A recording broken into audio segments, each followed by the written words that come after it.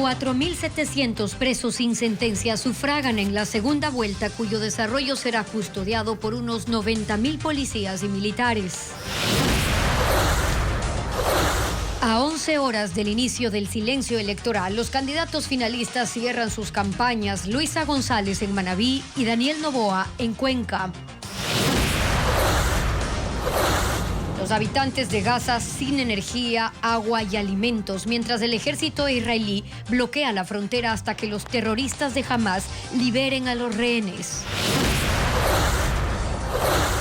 El cabecilla de la banda Mafia 18, alias Samir, fue asesinado esta madrugada en una urbanización de la Vía a la Costa.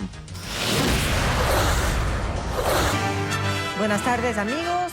Llegó el día final de la campaña presidencial. Hola, Steffi, ¿cómo estás? ¿Qué tal, Gaby? Amigos, buenas tardes y bienvenidos. Y a la par, la segunda vuelta ya comenzó en las cárceles del país.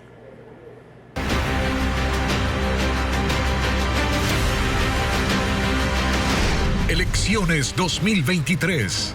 Camino a Carondelet.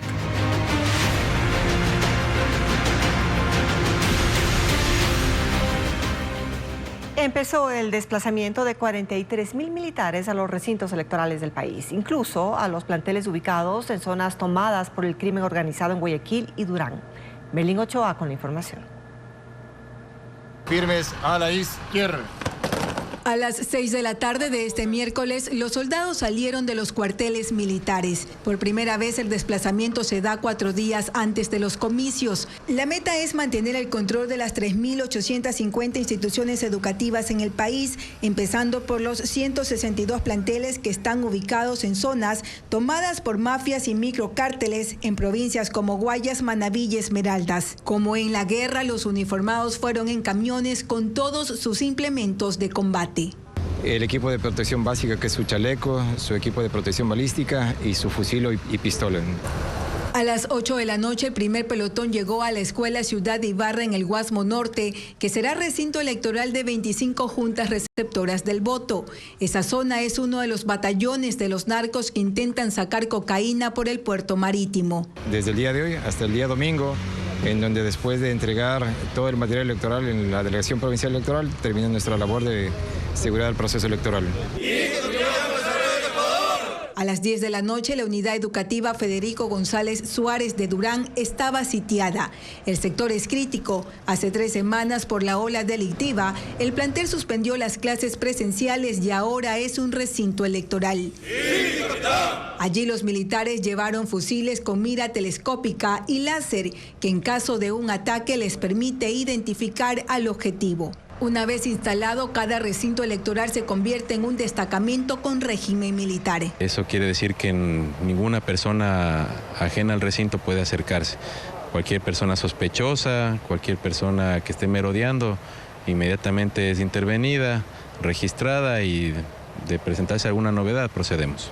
En las calles aledañas también se realizarán operativos de control de armas, explosivos y municiones. Luego de la medianoche, un equipo se alojó en las aulas donde están maletas con todo lo que necesitan para estar 96 horas, como sacos para dormir, agua y ropa. Allí descansan junto a sus armas mientras son relevados por otro pelotón. Hoy sufragaron 4.700 presos sin sentencia ejecutoriada. Andrea Marín con el resumen de la jornada. Con el voto de los presos sin sentencia se inició la segunda vuelta. La jornada se desarrolló con normalidad. Duró máximo 1 hora en cada centro de reclusión. En 39 centros de privación a escala nacional estaban empadronadas 4.700 personas. Se instalaron 62 juntas receptoras del voto. Brigadas del Consejo Nacional Electoral llevaron el material a las cárceles, biombos, urnas, papeletas, certificados, para receptar el sufragio de los privados de libertad.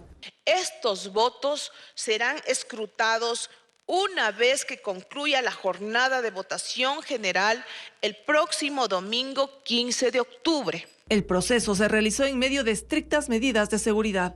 Miembros de Fuerzas Armadas se encargaron del resguardo interno, mientras que en el exterior estuvieron unidades de la Policía Nacional que realizaron registros con canes y unidades antiexplosivos en los alrededores. Dentro del cronograma electoral, este viernes se realizará el voto en casa. 580 personas sufragarán desde sus hogares.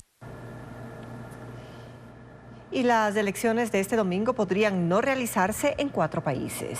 Mientras, en Ecuador se refuerza la seguridad para la jornada. Francisco Garcés con más información. Los ecuatorianos residentes en Rusia, Bielorrusia, Nicaragua e Israel podrían no votar este domingo por las condiciones de seguridad que se viven en esos países. En Israel, por ejemplo, que se encuentra sumido en un conflicto bélico con el grupo Hamás de Palestina, ya se encuentra todo el material electoral, pero aún hay incertidumbre sobre las condiciones necesarias para que los 293 ecuatorianos empadronados puedan votar.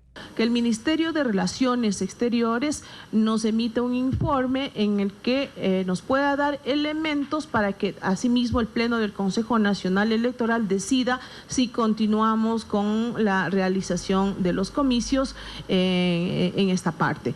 La situación política en Nicaragua, donde están empadronados 87 ecuatorianos, también hacen complicado que se produzca el voto presencial, mientras que Rusia y Bielorrusia, países que agrupan a 475 ecuatorianos, el voto también está en duda porque el material electoral no ha podido ingresar. Si por alguna situación nos llega a faltar el material electoral, el Pleno del Consejo Nacional Electoral informará y tomará una decisión dependiendo de las circunstancias. En el exterior hay 409.000 ecuatorianos empadronados.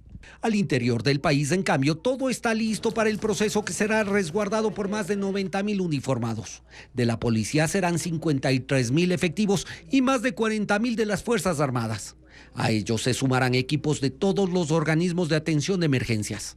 Todos estarán coordinados en 3 centros de mando. Uno nacional estará en las instalaciones del ECU 911 en Quito, uno más en la comandancia de la policía y otro en el Comando Conjunto de las Fuerzas Armadas.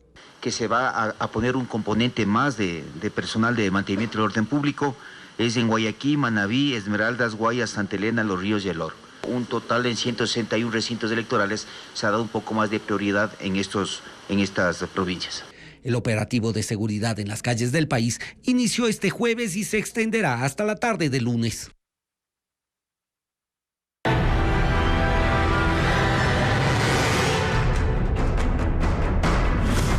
Israel, bajo ataque terrorista. Israel afirma que se está alistando para la siguiente fase de la guerra y asegura que Hamás mantiene a 150 rehenes cautivos. A la par, la organización terrorista convoca una movilización general del mundo árabe este viernes en apoyo al pueblo palestino. Apagón total en la franja de Gaza. Israel ha dejado de suministrar energía, pero también agua y alimentos a la región, hasta que los extremistas del grupo Hamás liberan a todos los rehenes que mantienen desde el ataque perpetrado el sábado. Israel se prepara para una incursión terrestre, mientras tanto mantiene los bombardeos con los que reduce centenares de edificios a escombros.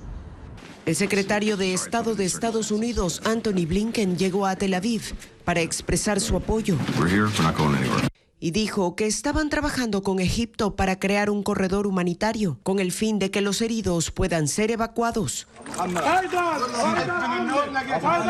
Pero el grupo Hamás rechazó esta medida porque implicaría que los palestinos que residen en Gaza abandonen su patria. En Israel, 1.300 personas han muerto, entre ellos ciudadanos de otros países, y se confirman otros 1.417 decesos del lado de Gaza. El primer ministro de Israel, Benjamín Netanyahu, dijo que todos los miembros de Hamás morirán y comparó a la organización con el grupo Estado Islámico. Dijo que ningún líder de ningún país debería albergarlos o apoyarlos. A su vez, Hamás ha convocado para mañana una gran movilización del mundo árabe en apoyo al pueblo palestino y contra la ocupación israelí.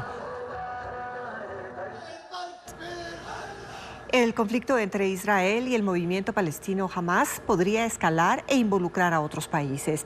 Esta mañana Israel bombardeó las inmediaciones de los aeropuertos de Damasco y Alepo en Siria como una retaliación ante supuestos ataques hacia el norte israelí de este territorio sirio. Este incidente impidió además la llegada del ministro de Asuntos Exteriores de Irán, que iba rumbo a Damasco, obligándolo a desviar el vuelo. Y en otros temas, ¿qué es el Domo de Hierro? El sistema de defensa aérea que protege al territorio israelí de los ataques que tiene una efectividad del 90%. En los últimos años ha presentado algunas vulnerabilidades. Les contamos. Israel cuenta con uno de los mejores sistemas de defensa aérea del mundo, la cúpula de hierro, también conocida como el Domo. Pero su efectividad ha sido puesta en duda luego de los ataques del último 7 de octubre, cuando miles de cohetes fueron lanzados desde la Franja de Gaza hacia territorio israelita. El Domo de Hierro es un sistema desplegado en distintos puntos de Israel para contrarrestar ataques con misiles, cohetes, artillería, drones y otras amenazas aéreas. Tiene un alcance aproximado de 70 kilómetros y está conformado por 3 componentes centrales que operan en conjunto. Así, cuando se genera un ataque, entra en funcionamiento el radar de detección y seguimiento. Paralelamente, el sistema de control calcula el punto de impacto. Si se prevé que los cohetes caigan en una zona deshabitada, la amenaza se ignora.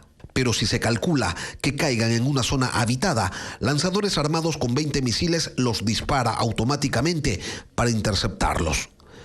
El diseño del sistema costó más de $200 millones y fue financiado en parte por Estados Unidos.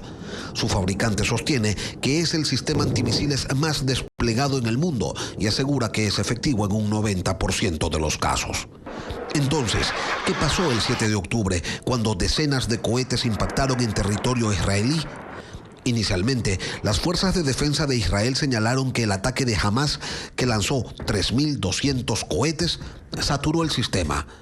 Entonces, ¿qué tan posible es que la alta intensidad de un ataque termine saturando nuevamente el sistema en el futuro? Esa es una pregunta. 3 jueces de la Corte Provincial de Guayas serán procesados penalmente por abusar de las acciones de protección. El anuncio lo hizo la fiscal Diana Salazar conforme a una sentencia de la Corte Constitucional. Jacqueline Rodas nos explica. 3 jueces de la Corte Provincial de Guayas serán procesados penalmente por el delito de prevaricato, es decir, por fallar en contra de la ley. Se trata de Lenin Ceballos, Jesse Monroy y Roberto Angulo, a quienes la Corte Constitucional señaló por abusar del derecho al conceder acciones de protección de forma irregular. El anuncio lo hizo la fiscal Diana Salazar. La Fiscalía General del Estado ha solicitado fecha y hora para sustentar la formulación de cargos contra los jueces de la Corte Provincial del Guayas en un caso de abuso de garantías jurisdiccionales por haber reformado ilegalmente una sentencia. La Corte Constitucional escogió este caso en junio pasado para regular el abuso de las acciones de protección y en su sentencia determinó que los jueces que incurran en esa práctica sí pueden ser procesados penalmente. Además, declaró que los 3 jueces de Guayas cometieron error inexcusable al mal utilizar esa garantía en un caso puntual, en el que beneficiaron a empresas privadas y obligaron al Banco Central a devolver $12.5 millones retenidos en un juicio. También se dispuso al Consejo de la Judicatura que inicie los procesos disciplinarios para sanciones administrativas y que difunda el fallo a todos los jueces, fiscales y defensores públicos del país. Esta mañana la petición de la fiscal ingresó a la Corte Nacional de Justicia para sorteo y para fijar la audiencia de formulación de cargos. Si se los encuentra culpables, los 3 jueces de Guayas pueden ser condenados a una pena de hasta 5 años de prisión.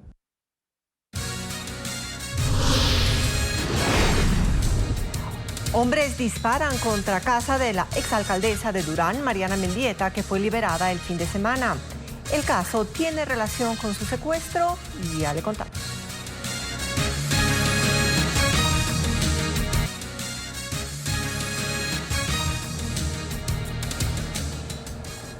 La casa de la exalcaldesa de Durán, Mariana Mendieta, fue baleada anoche. La policía no ha dado información sobre este ataque armado que ocurre 3 días después de su liberación tras haber sido secuestrada. Luis Alfredo Zúñiga con la información. Los impactos de bala que quedaron en las 4 puertas de la casa son la muestra de la intensidad del ataque, y es que al menos 40 disparos se ejecutaron. Fue en el domicilio de Mariana Mendieta, exalcaldesa de Durán, quien una vez más fue el blanco de antisociales. Hombres armados llegaron cerca de las 9 de la noche a la cooperativa Ana María Palacios en el norte del cantón, hora en la que no había moradores en la calle, y dispararon. Los casquillos quedaron dentro y fuera del inmueble. Porque en la parte de atrás a veces celebran así cosas y tiran juego pirotécnico. Pensábamos que era eso.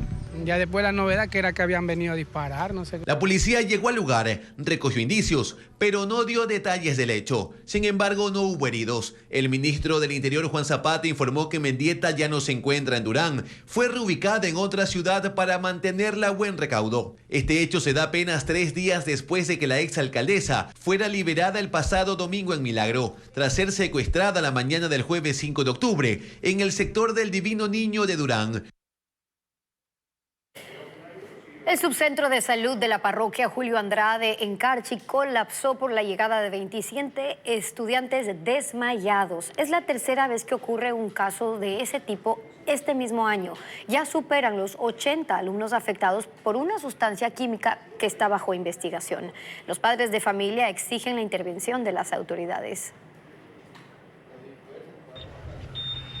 Estudiantes convulsionando, desmayados o con alucinaciones han colapsado los servicios de salud de la parroquia de Julio Andrade en las últimas 2 semanas. Ayer la escena era preocupante. Los alumnos que se desvanecían uno tras otro fueron trasladados a varias casas de salud en ambulancias, vehículos particulares y en brazos de sus compañeros o maestros.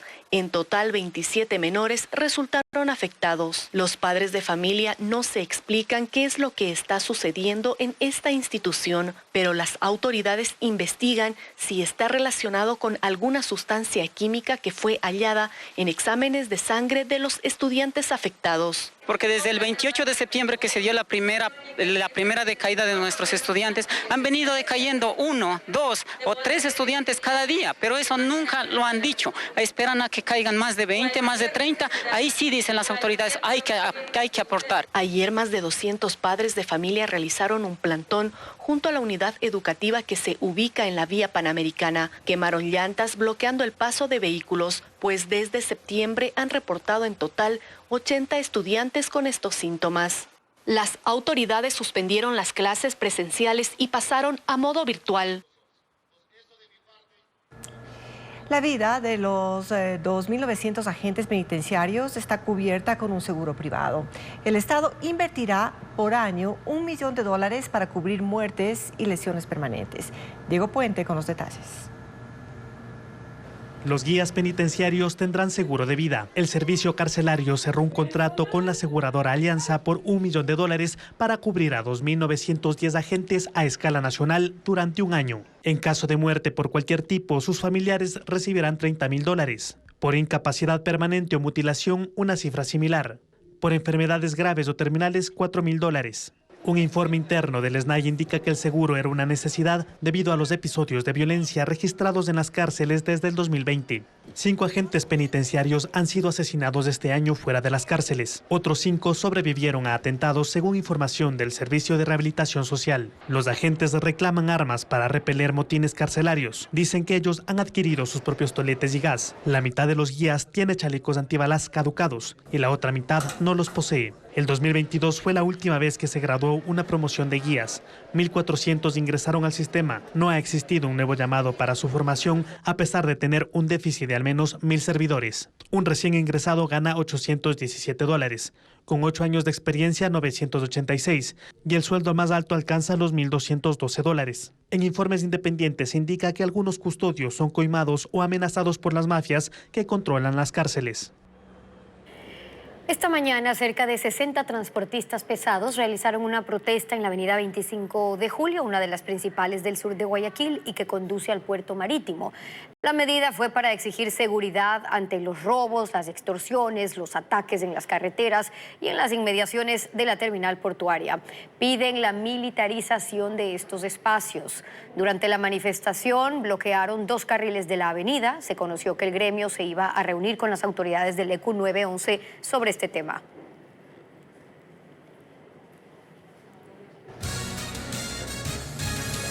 España es protagonista de las eliminatorias. El reconocido humorista esmeraldeño Jonathan Sánchez fue asesinado a tiros anoche cuando se dirigía a su vivienda luego de hacer deporte. En redes sociales tenía más de 500,000 de seguidores y era conocido como La Polilla. A Jonathan Aníbal Sánchez Sánchez, de 37 años, lo acribillaron 4 sicarios a bordo de 2 motos cuando circulaba en su vehículo acompañado de un amigo por el centro de la ciudad de Esmeraldas, aproximadamente a las 21:45 de este miércoles. Minutos antes del asesinato, él estaba presentando un programa en internet. Sánchez era un popular humorista esmeraldeño, conocido artísticamente como La Polilla, y también trabajaba en el departamento de comunicación de la prefectura de la provincia Verde. Él ganó visibilidad desde la pandemia con sketches en redes sociales, en los que resaltaba con su frase "una amiga más". Con esta hacía sátira contra los hombres y también con su personaje de macho alfa, como una crítica al machismo.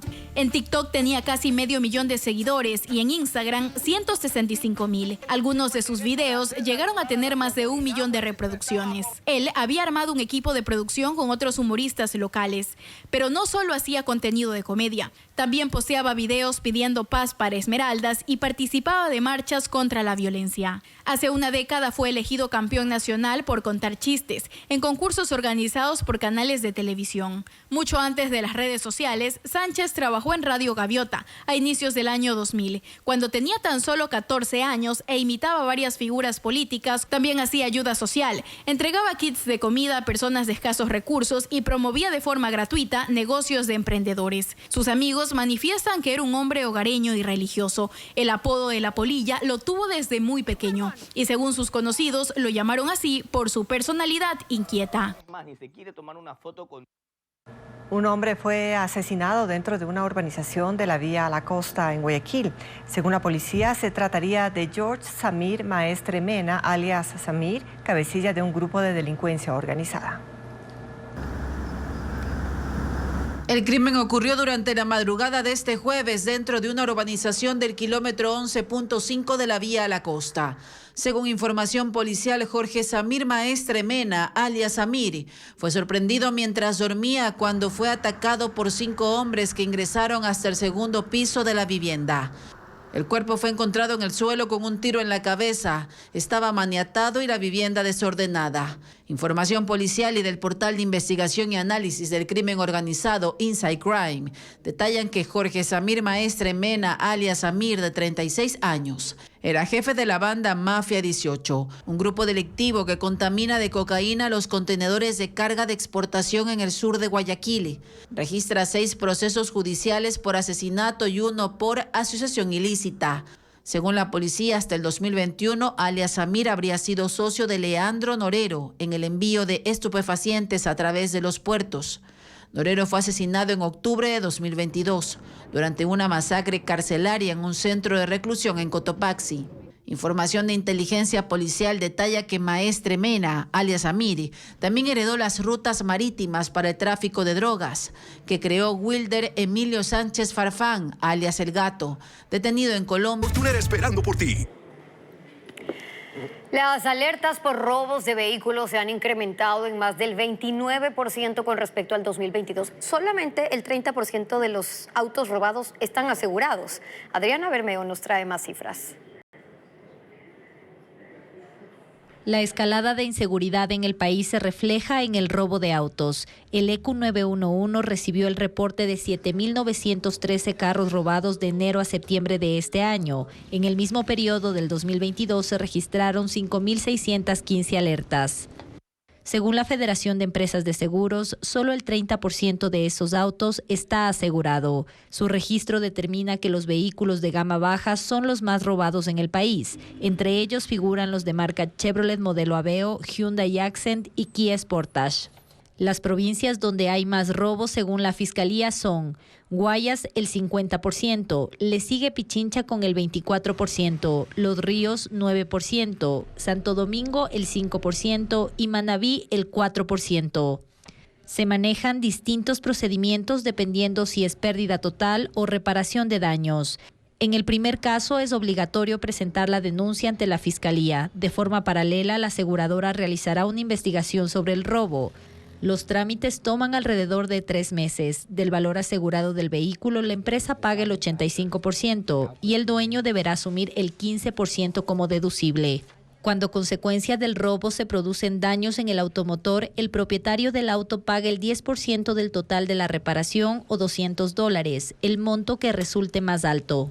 En los últimos meses, las empresas aseguradoras cambiaron precios y parámetros de protección para los vehículos debido al incremento de la inseguridad. Se aumentaron primas y montos de deducibles y en provincias como Guayas y Los Ríos evitan asegurar vehículos de distintas marcas. Hoy llega la obra Indómitas al Teatro Patio de Comedias en Quito, que recoge la vida de mujeres destacadas en la historia. También la escritora Margarita Barriga expone por primera vez sus obras de acuarela en el Teatro Centro de Arte de Guayaquil. Estefanía Arias con la agenda cultural.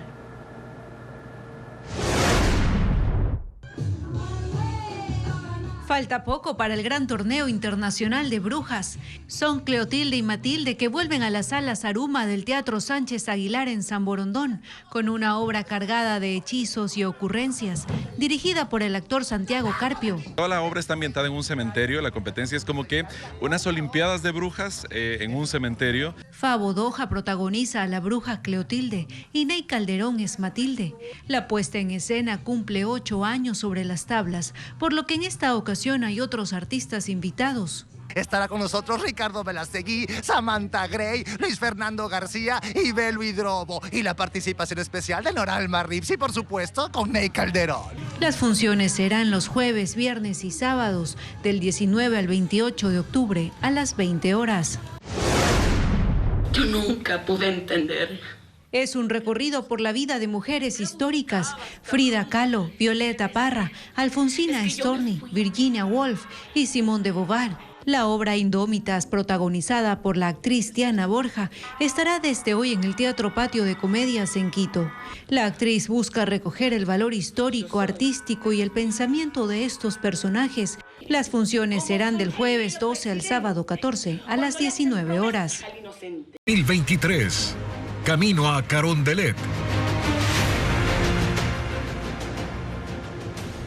A horas de terminar la campaña electoral, Luisa González dedicó la mañana de este jueves a hacer caravana en Manabí, provincia que la Revolución Ciudadana considera su bastión.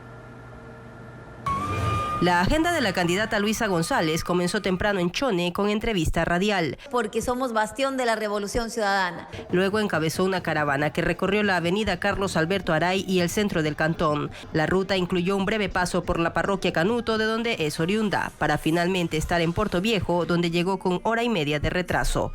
Fue en la calle Pedro Gual, en el centro de la capital manabita, donde inició su recorrido. González llegó acompañada de su binomio Andrés Arauz. Ambos vestían chaleco antibalas. También estuvo con ellos el prefecto de Manabí, Leonardo Orlando. A su paso saludó a los simpatizantes usando un altoparlante. En todo momento estuvo custodiada por personal de seguridad privada y militares. La agenda de la candidata en Manabí culminará en Manta, donde ya la están esperando sus simpatizantes. Mientras que esta mañana Daniel Noboa cerró campaña en Azuay. Su agenda inició con un encuentro con el alcalde de Cuenca, Cristian Zamora. Luego encabezó una caminata por la paz y la unidad. Más tarde estará en Santa Elena. Luisa María Heredia con el informe. El último día de campaña electoral para Daniel Noboa inició en Cuenca. Lo primero en su agenda fue un encuentro con el alcalde de la capital azuaya, Cristian Zamora. La cita fue a puerta cerrada en el edificio de la alcaldía, debido a la multitudinaria concurrencia que se registró en los exteriores. Las calles debieron ser cerradas al tránsito. La reunión duró 1 hora y posterior a eso, ambos saludaron a los simpatizantes que rodearon el sitio desde el balcón. Después, el aspirante por Acción Democrática Nacional encabezó una marcha Marcha por la Paz y la Unidad, que recorrió parte del centro de la ciudad. Salió del Parque San Blas y terminó en el Calderón, donde Noboa dio un corto discurso, para luego trasladarse a Guayaquil, donde tiene una caravana que parte de la avenida a Los Esteros y pretende recorrer al menos 3 distritos. En la tarde viajará a Santa Elena. Para las 4 está prevista otra caravana en esa provincia denominada Por un Nuevo Ecuador. Recorrerá una buena parte de la carretera que conduce a balnearios y en cuyos costados están asentadas comunas. Ya en la noche, como último punto en su agenda, cerrará formalmente la campaña de la segunda vuelta en la parroquia rural Muey del cantón Salinas, con un concierto. Y las redes sociales de los candidatos a la presidencia de la República están muy activas a pocas horas de que se cierre oficialmente esta campaña electoral. Daniel Noboa visitará hoy 3 provincias, mientras que Luisa González anunció la suspensión de su caravana por Esmeraldas tras el asesinato de un conocido humorista. Para el día de cierre de campaña, Daniel Noboa escogió subir una publicación que rinde homenaje a su abuelo, el empresario Luis Noboa Naranjo, y a su padre, Álvaro Noboa. El resto de publicaciones tienen todas un tono relajado y hasta divertido. Chito Vera se ha sumado a la campaña de Noboa y eso se refleja en redes. Está en las caravanas, hay videos con él y también con influencers locales. Pues vamos a ir a un gimnasio. Hemos tenido que vamos a sacar el pelo. Obviamente el Noboa de cartón sigue teniendo un espacio protagónico en los posteos diarios. Es más, ahora hasta hay una especie de Ken Noboa, aunque este no es producido por el candidato. Es un muñeco elaborado por una tienda de regalos de Manta.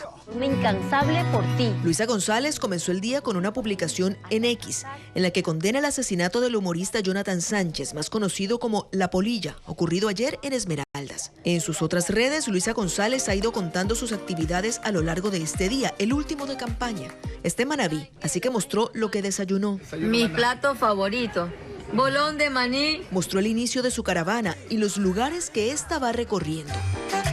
En sus redes también hay registro de los lugares que visitó previo a esta caravana de cierre, resúmenes de las actividades proselitistas y extractos de sus discursos.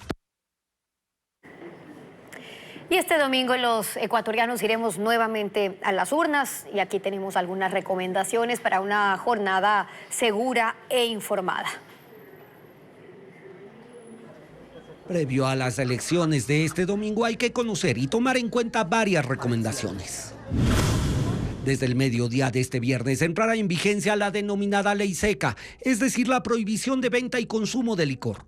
La norma estará vigente hasta el mediodía del lunes 16 de octubre. La policía realizará operativos de control y quienes infrinjan esta norma deberán pagar una multa de $225.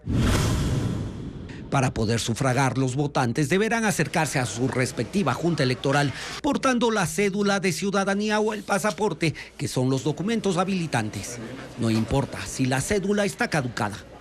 Pero en caso de requerir el documento, el registro civil amplió sus horarios de atención. Este sábado atenderá de 8 a 14 horas, mientras el domingo lo hará desde las 8 de la mañana hasta las 12 del mediodía.